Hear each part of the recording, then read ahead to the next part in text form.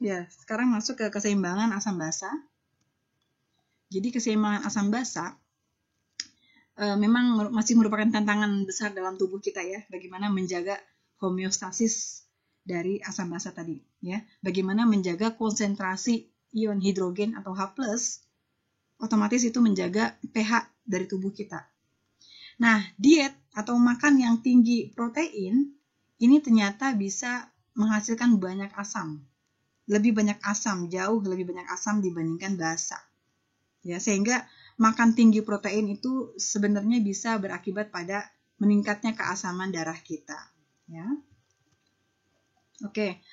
Apa sih atau dalam range berapa pH darah kita itu dikatakan normal, ya. Jadi dikatakan normal kalau range-nya antara 7,35 sampai 7,45. Kurang dari 7,35 kita katakan sebagai asidosis atau acidemia.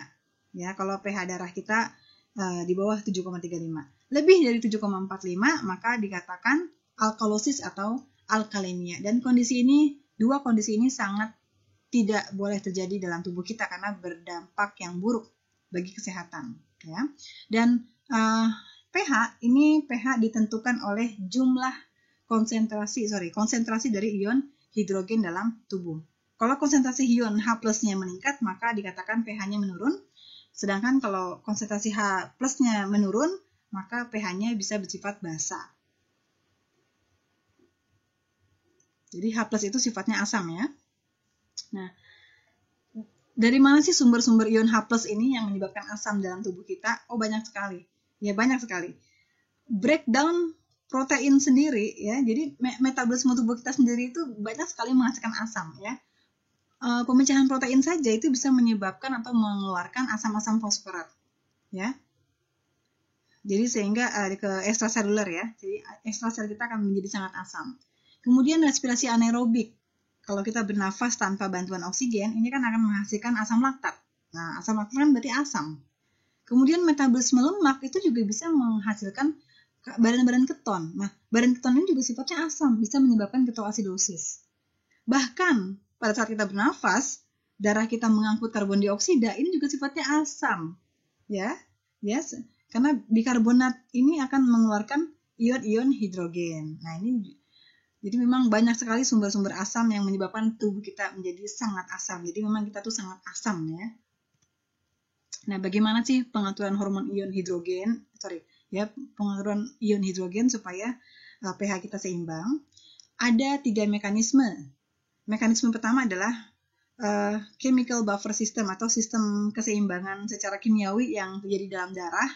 Ini sangat cepat, ya, kerjanya sangat cepat.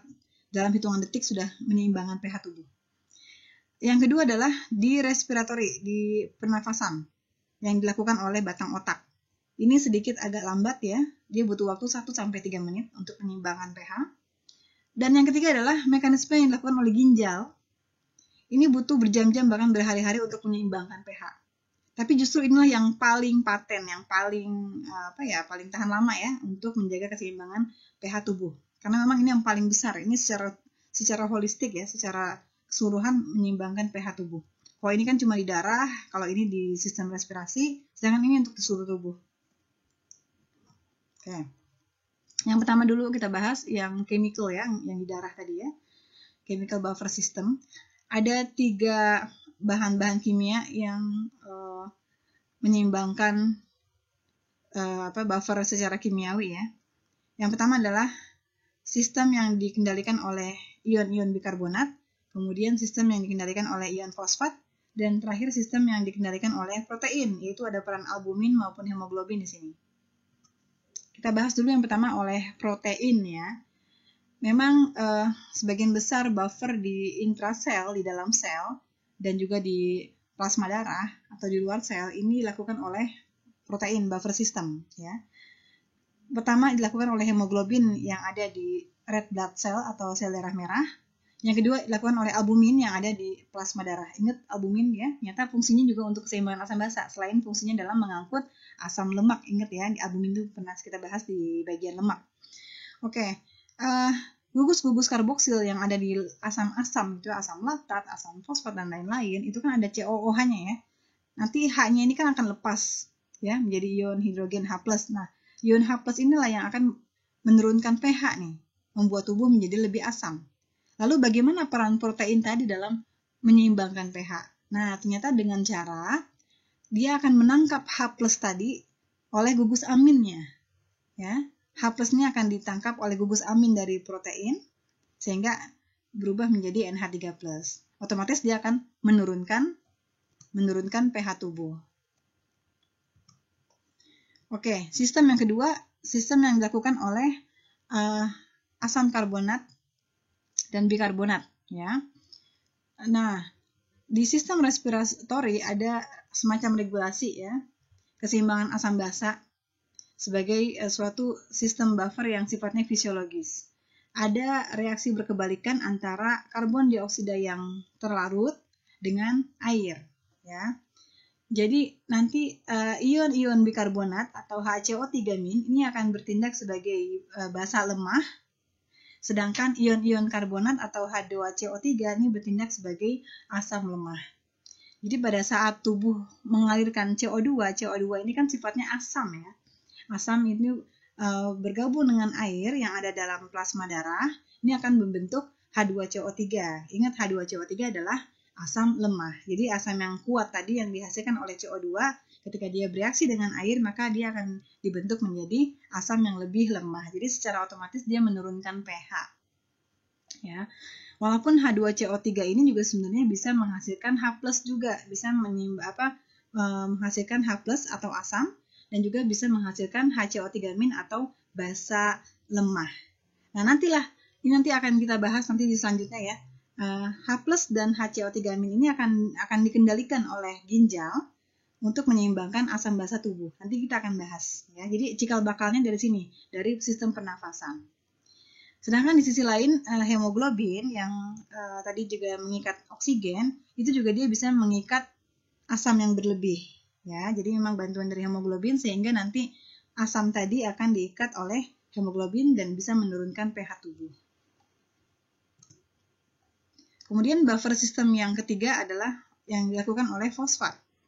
Ya, jadi konjugat-konjugat dari fosfat, ya, dari basa-basa dari fosfat, yaitu ada difosfat dan juga ion fosfat.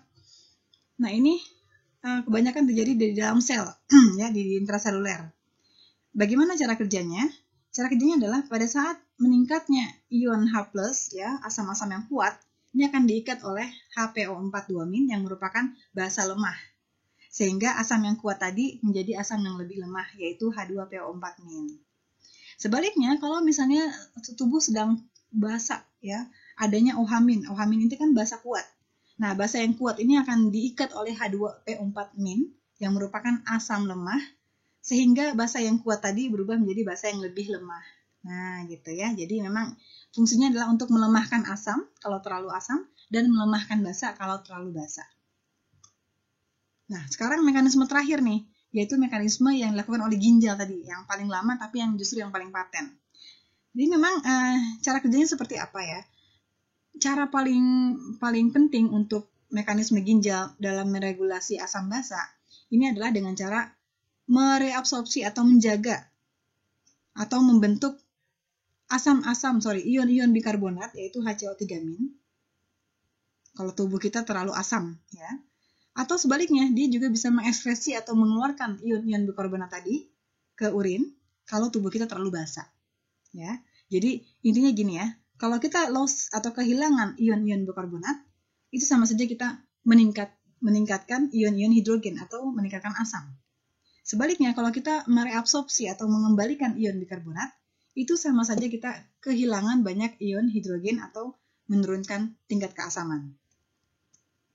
Nah, inilah prosesnya, ya, kurang lebih, ya. Sebagai respon dari asidosis, kalau terjadi asidosis atau keasaman yang berlebih dalam tubuh kita, maka ginjal ini akan mengeluarkan atau menghasilkan ion-ion bikarbonat dan memasukkan mereka ke dalam darah, ya, dengan cara reabsorpsi tadi. Sedangkan nanti jumlah yang sama dari atom hidrogen yang menyebabkan asam tadi akan dikeluarkan melalui urin. Inilah gambarnya, ya.